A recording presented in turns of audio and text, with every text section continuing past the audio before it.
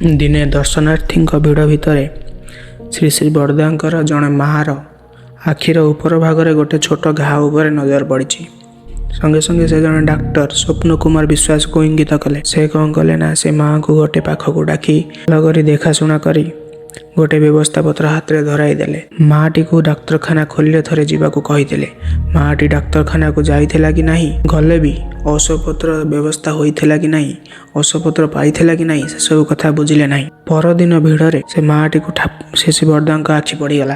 पाखकू डाकी पचारिले औषधपत्र व्यवस्था होइछि कि नाही। से माटीर अर्थ व्यवस्था नथिबा दुखरे अनाइला शेषी बरदांक मुहको। शेषी बरदा से डाक्तर को डाकी कहिले, रह तोर आ व्यवस्था करने को हेबनी, करिवार इच्छा थिले काली ही व्यवस्था कर दे थांतु। यह कही ही से जैनिक नियत सेवक को देई निज पादरे लगाउथिया मलमटी से माँ को से क्षण देखाइले। आउ से माँ कोଳରେ थिबा जीर्ण शीर्ण शिशु को से बड़दा देखिबा मात्रे ही हाथ में एक बड़ हॉर्लिक्स व्यवस्था करदेले।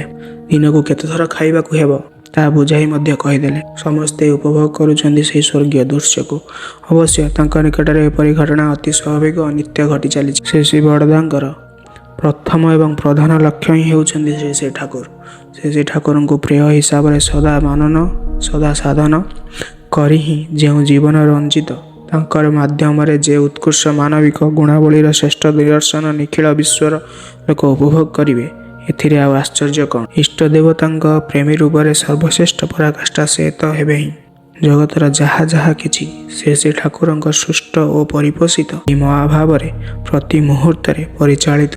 तेणु समस्त प्रति से श्री बरदांकर सुत हो उत्साहित अजस्र प्रेम अवगाहन करी आमे समस्ते धन्य।